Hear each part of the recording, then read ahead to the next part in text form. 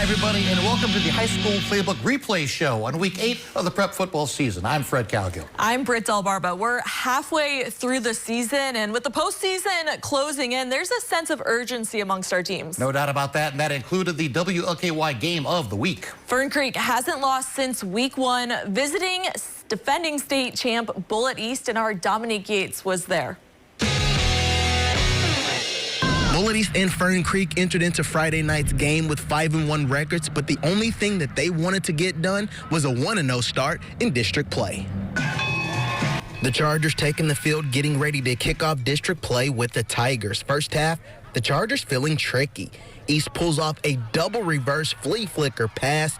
Quarterback Jack Zwinterman finds a wide open Caden Cowan for the touchdown. 7-0 Bullitt East. The connection with Wernerman to Cowan was clicking.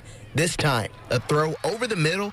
He is off to the races. Has one man to beat. In a great diving effort, he's in for 6. It's 14-0.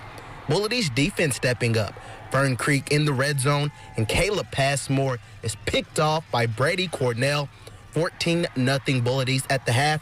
Second half, Chargers find the end zone. Passmore to Adrian Jackson for the score. They missed the extra point. It's 14-6. But in the end, Bullitt East defense makes the stop, holds on to win by the final score of 14-6. I've said this before, and I'll keep saying it, and it's a challenge being in this district. Coach Abel does a fantastic job preparing his team every single year. And so, we knew it'd be a tough game. We have momentum going into next week, and it's really big for playoffs, so being one of those is pretty good. The Chargers moved to 6-1 on the season. Up next, continuing district play against Southern, Fern Creek squares off against Mill. I'm Dominique Yates, WLKY Sports. Thanks, Dom. Also on Friday night, we saw the latest renewal of one of the best games we cover every year. St. X and Manual. Let me tell you, this one lived up to the hype. Our Annie Miners has more.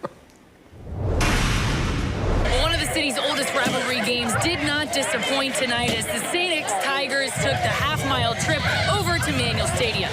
This was a heated one, and the Tigers would strike first. Third play of the game, Davis Yates takes it to the house, 80 yards, but the Crimson would return the favor. Jaron Trainer, see ya. It was a tie game at halftime, 17-all, but this game came down to the final 8 minutes of the fourth quarter. Manual would take the lead with 3 minutes to go with this score, but just when the Tigers thought they may be down and out, sophomore Marlon Harbin would make an incredible catch to put the Tigers up 5. 50 seconds left. Now Manual would have all 3 timeouts, and they would drive 60 yards down the field to the goal line. All right, less than 1 second left on the scoreboard, and touchdown Crimson! Reach to Zeke Washburn, and the Crimson would take it over the Tigers, 37-36. I was going through my head. It's just a lot of, when I seen that ball in the air, it's just a lot of, I gotta go get it. Like it's my time. So just going through it, I know I had to get it. Me and Creech had our connection. I told him to play before. I'm your guy. I'm going to be open. I mean, it's awesome. He's going to make plays regardless. His first came back in at least over 2 months, and already 2 touchdowns in a game. So he's obviously, he didn't go anywhere. Well, head coach Josh Gillespie told me that his team is going to celebrate this win tonight before they prepare for next week's matchup. From Manual High School, I'm Addie Miners, WLKY Sports. Thanks, Addie. Elsewhere on Friday night, Ballard playing host to Trinity. First quarter, Zane Johnson just lets this one fly. How about that throw? How about the catch? Jeremiah Lynn at the other end, 68 yards to the house. The Rocks on top, 10-3. The defense showing up for Trinity as well. Lincoln Mitchell with the interception, runs it back 30 yards to set up another Trinity touchdown. The very first play of the second quarter, Clinton Sansbury punches it in from 1 yard out. The Rocks roll to the 44-10 win, avenging last year's loss to the Bruins.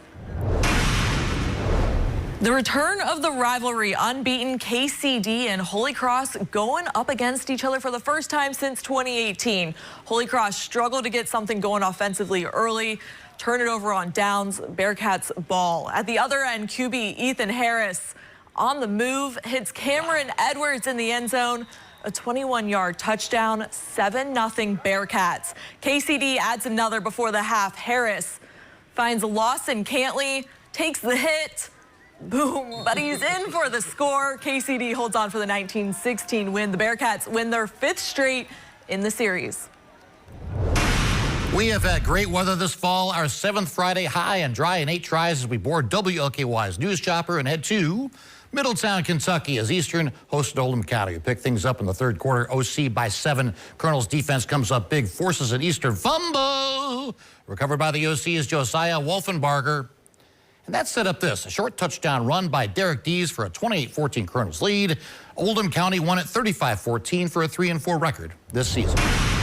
Next to Crestwood, Kentucky, as South Oldham hosted Scott County. 2nd quarter, South was down 28 when it finally responded. Quarterback Nick Hamilton with an off-balance but perfect throw to Jacob Acevedo for a 14-yard touchdown pass to put the Dragons on the board, but down 28-6 after a failed conversion. But South lost 43-14 for a 5-3 record this season. Now this is a must-see. Our IBEW highlight of the night comes from Oldham County and Eastern. OC had the lead late in the 2nd quarter, and Eagles quarterback Zane Wagner finds Grayson Napier for the 53-yard touchdown pass. In spite of that, the Eagles lost to Oldham County 35-14, but that's one heck of a highlight right there. Hence why they grabbed highlight of the night here to wrap up week 8 of the season. Makes sense, doesn't it? We hope you have a great weekend, everybody. We'll see you next time on High School Playbook.